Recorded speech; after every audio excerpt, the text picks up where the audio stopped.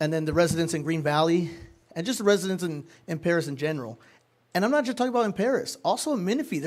I've spoken to residents in Menifee who are not happy. And I did have a chance to see their planning commission and to also watch their city council meeting. And their residents are very vocal. They had about 30 people show up in person, and they were extremely vocal about where these warehouses were going to be. And a lot of them unfortunately, they use Paris as an example of what they don't want with respect to our most northern parts and some of our areas. You know, they too want to live in an area that's safe. They want to live in an area that's clean. They want to live in an area that's family friendly. And you know, I think they want to live in an area that I call home in southern Paris. I live there. My brother also lives there too with his family. I live there with my family. You know, so many families are there. I know the Hakas are there, and so many people live there. And also people live in northern Menifee as well, and they like it. They enjoy it. It's a safe community for the most part. I mean, it's very nice. It's you know, it's a place that we call home. And when I moved there, because I did have opportunities to move different parts. I know I want to stay in Paris, but I had opportunities to go to different parts. And you know, I'm not sure if I'd want to live in areas that are right across the street from a warehouse. You know, unfortunately, some of our residents really just don't have a choice. But when I bought the house, it wasn't designated for warehouses at that time. It wasn't designated for high truck volume and high truck traffic. You know, it was designated for the Green Valley project. I knew that was going to happen eventually. I don't know. At that time, it was going to be 20 years from now. But that was designated when? 1993? 1990. 1990? And the city of Menifee has been incorporated since 2011, 2010. So that project, that community was there before Menifee was even a city.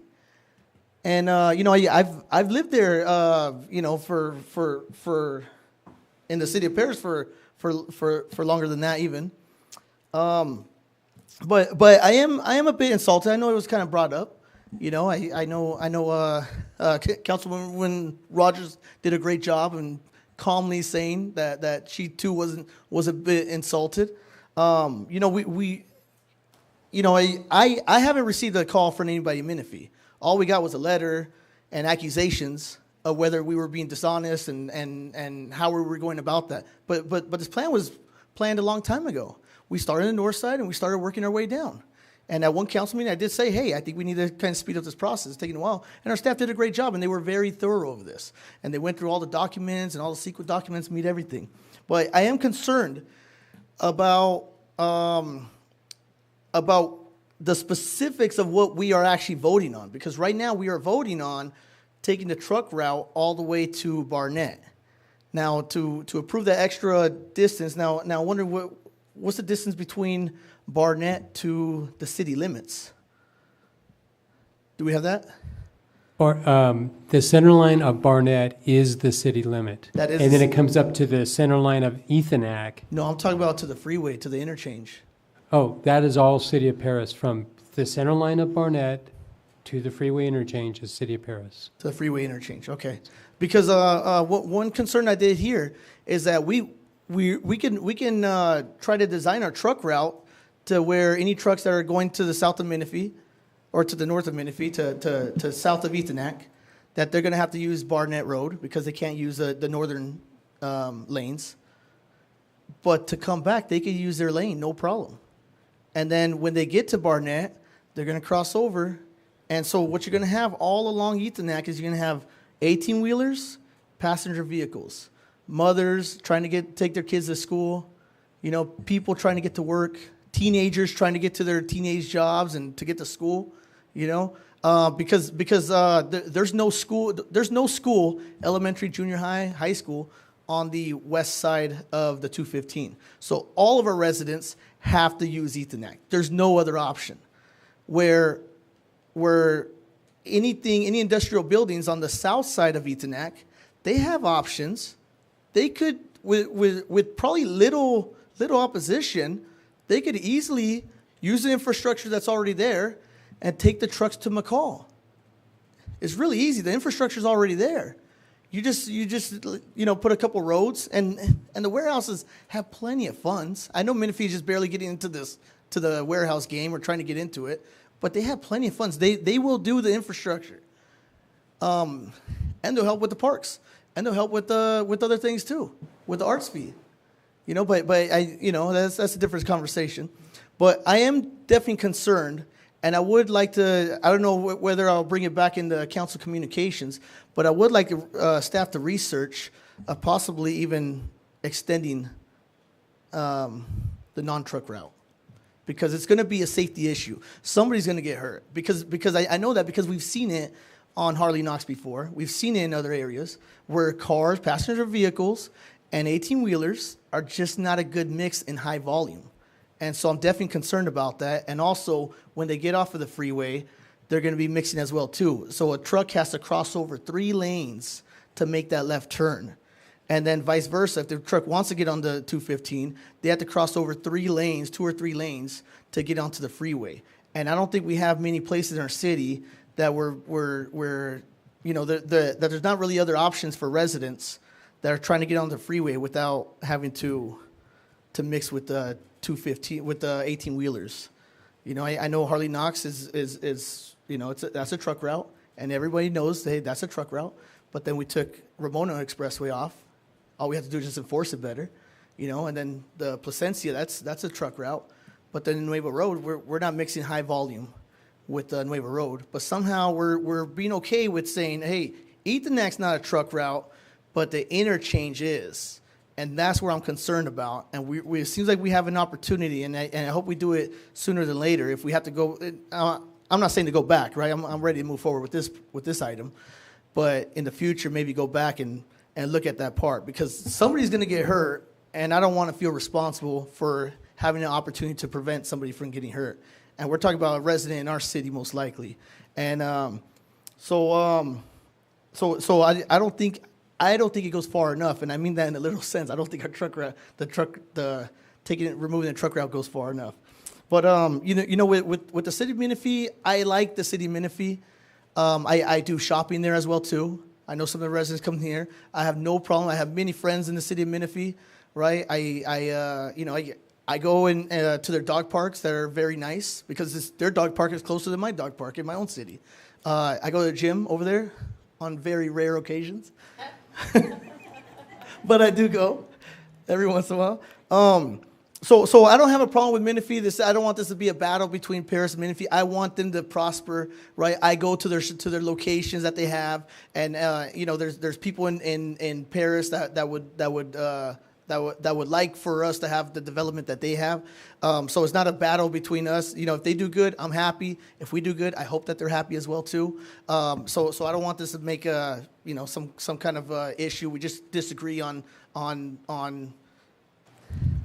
I don't think we disagree. I think we want to make our residents feel safe and secure and improve their quality of life just the same way that they do. And I saw their meeting, and their residents were not happy with any warehouses near them, and our residents are not happy for the same exact reason.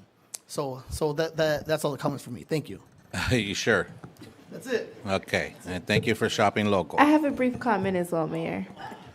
Just wanted to make sure for the record that IT is making sure that we're streaming live. I know I would receive messages that it was interrupted, so I know as folks are here eagerly waiting for these results, I want to make sure that folks from home are able to access it. The live recording had ended on Facebook.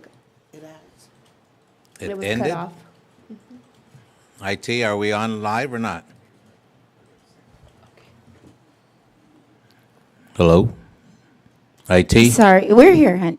I'm sorry. All the council is going over the time where it just normally just goes up. So the last council meeting was scheduled to go up at 9, and we're over that, and we're not expected to go over. So it's now up and running for this council meeting right now.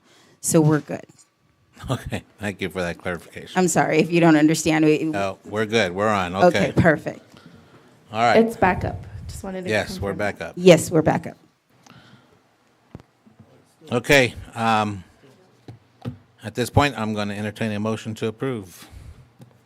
Have a motion by Councilwoman Rogers, second by Councilwoman Nava. Please call a roll call vote.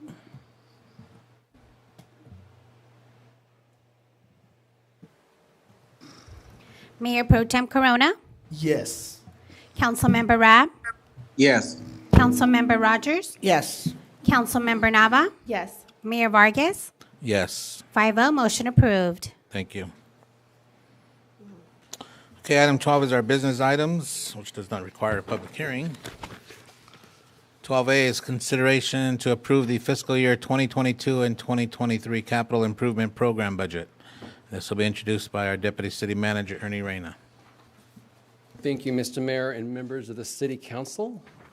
So when this gets up on the screen, I'll get started with my presentation. Just for some background, annually we present to the council our capital improvement project, and on a biannual basis we present the operating budget. So this is the off year of the operating budget, and we're presenting the capital improvement project this year. So this is the 1 year capital improvement project. So I believe it's on the screen now. So beginning, it's not the first slide, beginning with this slide here. So what we'd like to display, and I know it's small, so I do apologize.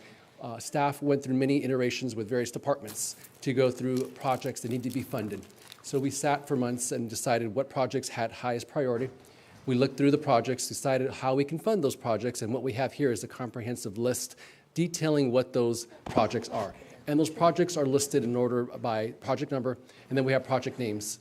We have the amounts that we have for each funding source and the funding source used to present to those.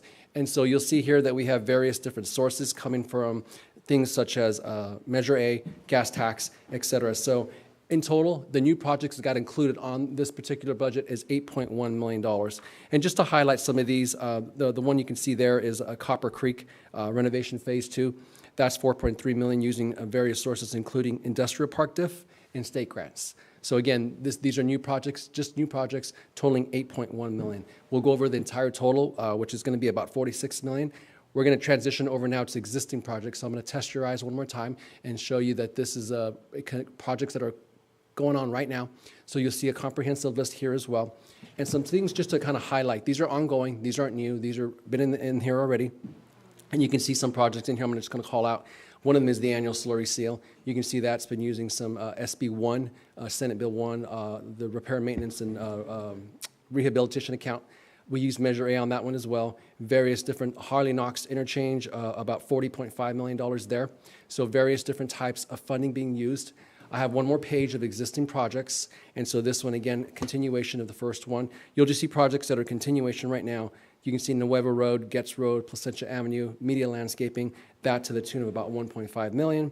And then the citywide pedestrian improvements totaling about $420,000 using gas tax and Measure A. So the three sheets together make up the $46 million of total projects we have now. Of that, the 8.1 are brand new projects. So what I'd like to do now, if there's no questions, I'm going to transition over to projects we're going to highlight. We're going to look at pictures when they've been finalized, and then the ones that are in continuation right now. So I'm going to start by departments. We'll look first at community services. We're going to start first with projects that have been completed, so we'll start with those. The first one I'd like to highlight is Copper Creek Park. So this was completed back in June of last year. It had a construction cost of just a little bit over $1 million using external contributions from Duke Realty. And that, of course, is located at 217 Citrus Avenue here in the city of Paris. You can see the before and after pictures of what it looked like before it started and how it looked now. So just want to highlight this particular project. If at any point you have any questions for me or any of the staff, we can answer questions for you. The next project that was completed was Morgan Park. This was completed earlier in the year in February. It had a construction cost of $4.1 million using various sources, including industrial and residential park development industrial fee, or DIF, as well as some general fund monies. This is located at 600 East Morgan Street in Paris. Again, before and after pictures, you can kind of see what it looked like before it started and how beautiful it is now. Again, completed earlier in this year in February. This one is projects in progress. So these are still projects that are going on right now, again, in the Community Services Department. So we have our Enchanted Hills Community Park. And as you know, this is slated to be done in August of this year. So this is on track to be done. Estimated construction costs of about $11.6, almost $11.7 million. Various sources of funding, including Prop 68. They had the Community Revitalization Program and the American Rescue Plan Act, or ARPA. That total, again, $11.6 million. It's going to be completed in August. We have our Morgan Park 2.1. This is anticipated to be done in spring of next year, 2023, with an estimated construction cost of just slightly under $3 million. This will be using industrial park development impact fees, again, or DIF, and Measure A money. So this is a conceptual drawing of how it's going to be. Next, we have the Mercado Park splash pad, and this is anticipated to be done in the winter of 23. This is going to be just slightly over $500,000 at $575,000, using some state grant monies, some American Rescue Plan Acts, and I guess this will install the new splash pads and the recirculation system there in Mercado Park. Oops, sorry about that. Right, a little too far. All right, next we have our new phase of the Copper Creek Park renovation, which is called Phase 2. It has a slated anticipation date of winter of 2024. This has an estimated cost of about $4.5 million, and we have various sources of funding, including Clean California Grant and the Industrial Parks Development Impact Fee Grant.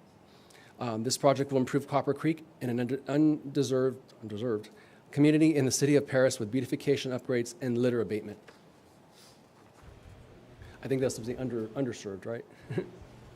All right, so next I'm going to shift over to Public Works. So these are the projects that are in progress as of now. So I want to start first with this one that we call this annual city building maintenance. What this is placed on the CIP every year, and this allows various projects throughout the city to be funded for construction. So it's funded by this construction fund, and this is utilized to make repairs to the city buildings for roof removal, replacement, HVAC system replacement, water heaters, et cetera. And we're going to show you some examples of what this is used for, but this is kind of important because with this fund, we were able to make some repairs at the fire station at 101 and at the community services building at 227, which included my department finance counter, which now has a window. So it's similar to what we had before, so now we can actually service customers there. And the sewer connection at 227. So we did recently put that into place. So now that's fully connected to the sewer. And here's some quick pictures of that and what that looks like. Top left, you can see the new water department counter that we have now at the community services building. The next one to it was the 227 sewer connection that connected the building to the sewer. Due to the smell, we were able to take that, put it in the sewer, and that's resolved that issue now, so that's all done and said. There's a picture of the flooring at the fire station, as well as the carpet in City Hall itself. The Bob Glass remodel is also there, as well as the roof replacement at the community services building, the 227 building. Excuse me. Next, we have the D Street renovation, which is along 4th Street between C and D streets. And this provided landscaping upgrades at that location at 4th between C streets to match the Metrolink corner. And so this is anticipated to be finished in the winter of 2022 using the development impact fees, transportation, and gas tax fund. So the construction cost is just slightly under $100,000, but again, slated to be done later this year. Next, also along D Street, we have between 6th and 8th Street. We have some, we're going to have some sidewalk, some curbs, some gutter lighting, traffic signage, and landscaping. This will also be done in the winter of 2022. Again, funded by development impact fee transportation, as well as gas tax with $750,000 in construction costs to be used for this particular funding. Next, we move over to the D Street landscaping and sidewalk improvement. Here's where you can see some pictures here, some of the pavers that have to be replaced, as well as replanting, irrigation, that type of stuff, reseal sidewalks. This is anticipated to be done in August of this year. We'll be using external contributions as well as some gas tax funds on this one, totaling about $160,000. We'll switch over now to engineering and their completed projects that we have thus far. First, we'll start with Getz Road widening. So this is the one that widened Getz Road from Case to Mapes, and that was to accommodate 4 traffic lanes, to raise the medians as well as the bike lanes, curb and gutter, and storm drain. So that's expected to be completed in the fall of this year, and we have multiple sources of funding on that one, totaling $6.5 million. And then we're going to have some projects in process right now. Start first with Placentia Avenue widening. That'll take it from 2 to 6 lanes. Widening of approximate 0.6 of a mile segment from Placentia, from Indian to Paris. That's expected to be done in the fall of 2022, using the road, bridge, and benefit district monies, as well as external contributions, and that totals $5.5 million on that one there. So this one here, the Citywide Street Lights Project Phase 1, this was vetted through the Public Works Committee. This was discussed there. This is being brought forward, so this will provide street lights to various locations throughout the downtown area of the city.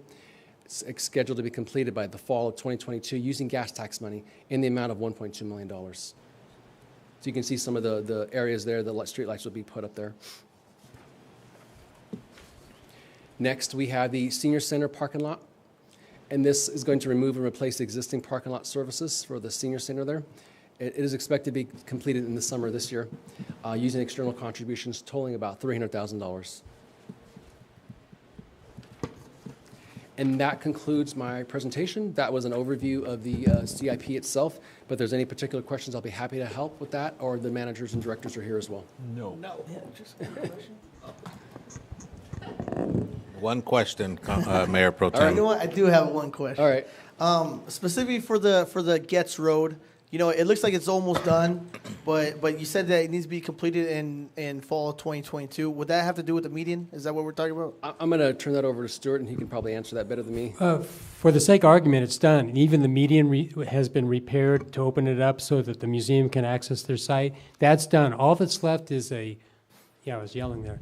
All that's left is a right-of-way eminent domain decision to figure out how much we owe a certain person. And And the landscaping, Gotcha. and the landscaping is- is another CIP project that's on in the future. in the works. The landscaping for the median. Yes. That's correct, and we'll be using, Yeah, that's all you have. That's it? That's it. Okay. Okay. Excellent report. Thank right, you for thank you. spending our All money. All right. This was just information Actually, only, Mayor, there right? is an action requested. This is an action? That's right. We are trying to improve our fiscal year 2022-23 capital improvement budget program. All right. Let me ask first, even though we don't have to, but did we have any public comment on this? No, sir. Okay. All right. I'm entertain a motion to approve. Oops, you guys are so fast. Councilwoman Rogers moves, second by Mayor Pro Tem. Call roll call vote, please. Mayor Pro Tem Corona? Yes. Councilmember Rab? Yes. Councilmember Rogers? Yes.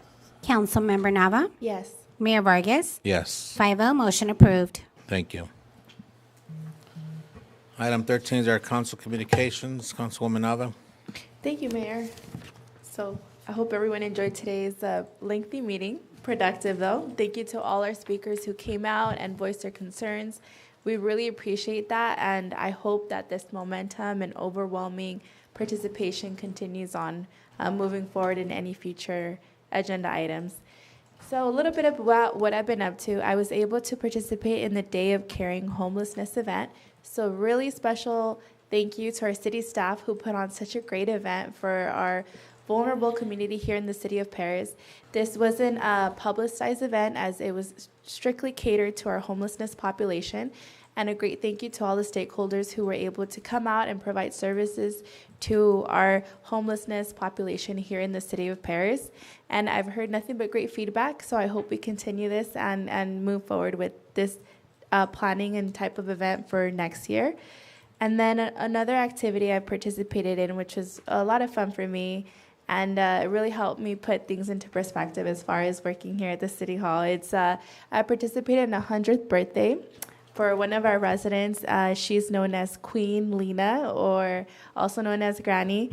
So a special thank you to all her family, and just the reminder of what beautiful life can be. And she just had a great soul and spirit to her. And that's something that I don't know if I'll ever meet, but it was definitely such a pleasure being there in attendance and celebrating. It was my first 100th birthday that I've ever attended, and I doubt that I'll be invited to another one. So it was a special moment. I also participated in the 21st annual Rods and Rails event, and that was a great turnout. Special thank you to our city staff and everyone who participated. It was extremely hot that day. A little too hot, a little concerning for our participants. However, I know we're in discussion about, identifying a better, more suitable day as far as the weather goes. But nonetheless, thank you all to all those who participated, and it was such a treat to be able to see the beautiful cars there. There was this orange Bronco that I was able to sit in and take pictures, and it was beautiful. And then also, just to let you all know, we will be following a summer schedule, and the next time we will meet here will be in July. But I will still plan on being involved, attending community events, and staying connected. So with that being said, hope you all have a great summer. Stay cool and stay safe. Thank you. Thank you. Councilwoman Rogers? It's good to be back in person, and I just want to thank everyone who called and texted me after I took that wonderful fall on my treadmill trying to be in shape for ICSC for the conference, and unfortunately I injured my leg and got infected, and it's still not quite right, but it's much, much better, and it feels good to be here instead of on Zoom wondering what everybody else is saying and doing. So it's good to be back. This coming Sunday is Juneteenth, and that will be here at City Hall from 10 to 4 o'clock. And that's all I have to say. Thanks. Thank you. Councilman Rab? Yes, thank you, Mayor Vargas. I'd like to wish everyone a happy Juneteenth on the upcoming June 19th, and I'm happy to announce that the city will be awarding its employees the day off. Also look forward to being in person at the next council meeting. There was a scheduling conflict with the personal trip, so I do look forward to being in person with all the rest of my colleagues. On that note, I'd like to, if we're talking about rescinding AB 361, I wonder how that would affect committee meetings.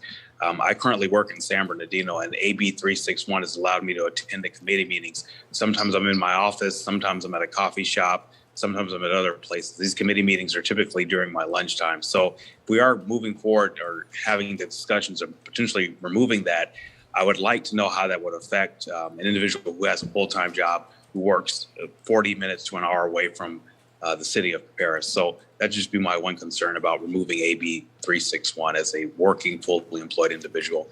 With that, I'd like to wish everyone a happy Juneteenth and a happy 4th of July. Thank you. Mayor Pro Tem? Thank you, Mayor. I did bring it up, and in the discussion that we've had in RTA was that the intention of it was just to apply during the pandemic. Now if the numbers are higher, then it does make sense to keep it going. But if the numbers are below a certain threshold, in my opinion, it does make sense to bring it down. So it's never intended for convenience. I know for sometimes it is a lot more convenient to be able to have a meeting, in at my own home than have to drive all the way, especially with the price of gas and stuff like that. But I think the purpose of it is just for during COVID and not just for convenience. So, but I do appreciate the conversations about having that. I do want to bring up, I know Councilman Rabb did bring up previously about the good neighbor policy and seeing how we had a lot of discussions about it. I'm not bringing up an item from previous, but this did come up that I don't think we do have a good neighbor policy with regards to our our development in our city. I know Councilman Rabb did bring it up, so if we could kind of bring that up soon, come up with certain ideas. I do want to bring it up again, just for clarification. If we could at least research or look into, the extending the removing of the truck route, and then if we could also look into ensuring all future warehouses above a certain amount of square feet is at the highest LEED certification that we could possibly have. I think with the remaining land that we have, I think it's important that we set the highest standard for those future developments, for the environmental impact to our residents. The Rods and Rails was absolutely fantastic, very, very hot. I do want to thank the staff for doing a great job. I want to thank all the participants that went out. The cars were absolutely beautiful, and the same the same owner of the Bronco that Councilwoman Nava did bring up. His father was actually there. His 92-year-old father was there with a beautiful 1934 hot rod and all fixed up, and then their son was there. So the grandson, and then earlier was the great-grandson was there. So you had 4 generations of car lovers, and I think we kept seeing that throughout the day with Ride and Pride. Obviously, had multiple generations, And then lastly, I just want to wish my father and my brother who's here, and the mayor, of course, and all the fathers here a happy Father's Day coming up, and all the residents of Paris a very happy Father's Day. I do believe that Mother's Day is more important, but I think with the fathers that are very involved in their children's life, I think they're very valuable, and it's very easy to thank them. Just try to make them their favorite meal. It's really easy. Thank you. Thank you. Okay, I want to thank the Grove Community Church for the replanting project on Evans for their Serve Week. They came out and helped our Public Works Department, and we really finished off a planter along Evans Road. And it's great when we have partnerships as the Grove Church. In particular, kudos to Pastor Nolan Turnage, who's the Paris Outreach Coordinator, and under his leadership, we were able to get this done. Last weekend, I think it was, I attended the 90th U.S. Conference of Mayors, 2 weekends ago.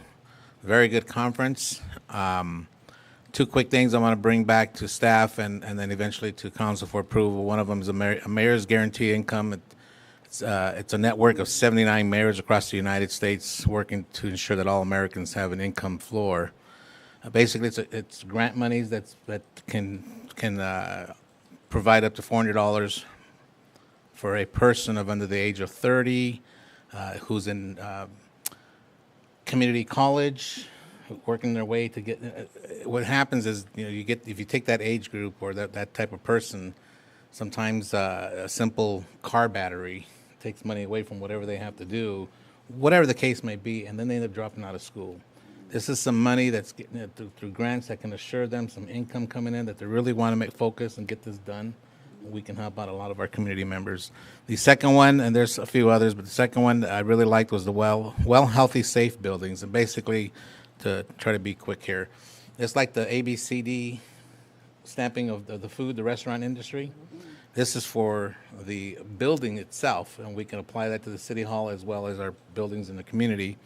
It keeps spaces clean and sanitized, provides essential health benefits and services, communicates your health and safety efforts, helps everyone prepare for an emergency, and assesses air and water quality. So something to look at. I'm going to discuss it more with staff and then bring it back to the full council and see if we can maybe implement some of these programs. PALS, that's the Pathways of Adult Life Skills graduation from Paris High School. I was honored to be there and speak. Attended Paris High School. Obviously, our Mayor Pro Tem was there. It was a very, very hot evening. Paris Elementary School Leadership Day. Fortunately, that was on, blessing, that was on Zoom. I presented certificates to Ballet Folclórico Nuevo Amanecer. That's another group here that they keep going over to Guadalajara, as well as the other group that we honored. The Rods and Rail was great. The mayor's choice was a 1956 Chevy Nomad. The beautiful car that was. This past Saturday, June 12th, our police explorers participated again in the 2022 Exxon Police Explorer competition. They took first place in vehicle pullover ambush. And I might mention they were the only Riverside Sheriff Office Explorer program to actually place in an event. So we'll be bringing them back to City Council for a presentation. And with that, that is it. And I will move on to item 14 for our City Manager's report. Thank you, Mayor. This Saturday evening on June 18th, the Youth Advisory Council will be hosting a youth summer concert with local bands at the Bob Glass Gym. The event begins at 6 p.m. and doors open at 5:30 p.m. Also, the Community Services Department would like to invite all skaters to come by at Paragon Park on Thursday at 6 p.m. June 16th to choose one of two designs for the future skate park. There will be free pizza for all participants. And lastly, we'd like to introduce to our City Council Mayor Pro Tem, our latest employee additions. And I will turn it over to Ernie Reyna, Deputy City Manager, to introduce the first, our new Director of Finance. Thank you, Clara. And thank you, Mayor and members of the City Council. So I'm pleased to present our newest hire. He's Director of Finance. His name is Matthew Schenk. He comes to us from the March JPA. He spent 7 years there. Prior to that, he spent 7 years with Tiemann, Ramirez, and Smith, which is an auditing firm, so he is also a CPA. So brings with us a wealth of experience and knowledge of just the area and overall just great accounting skills. So great personality, and he was by far our best candidate. So I want to introduce to you our newest hire, Matthew Schenk. So, Matt. And Matt, all our meetings are like this, every council meeting. So, This was a slow meeting. Good evening, Mr. Mayor and City Council. I'm extremely happy to be here. Born and raised in Riverside, never left, even went to college at UC Riverside. So I'm excited. I'm very familiar with City of Paris, and you have a great staff. I'm really excited to be working with them. Trying to score points already with the city manager. I'm trying to. Hey, Matt, we got a lot of beautiful homes going up here in Paris, so come on down. All right. I'm actually I'm in the county of Riverside, but mailing address Paris. So Very good. Oh, okay, that'll work. Close enough. close enough. All right. thank you, Ernie, and welcome, Matt. And lastly but not least, and you all know him, Mr. Arsenio Ramirez. He's our newest promotee to Assistant Director of Community Services, and we have Director Sabrina Chavez to introduce him. Yeah, thank you, City Manager Miramontes. So yes, I'm very, very happy to announce Arsenio Ramirez's promotion to Assistant Director. He's been with us since 2019. He joined our Community Services Department as a Community Services Manager. He has quite a number of experience in Parks and Recreation. He started his career in Parks and Recreation with other cities. So a lot of what he brings to our department, has brought great value to what we do. And he does hold his master's in Master of Arts in Management from the University of Redlands. And, I'm just really, really, really excited about his promotion. We work great as a team. I'm so proud of you, Arsenio. And I would like for all of us to congratulate with his promotion to Assistant Director. Thank you.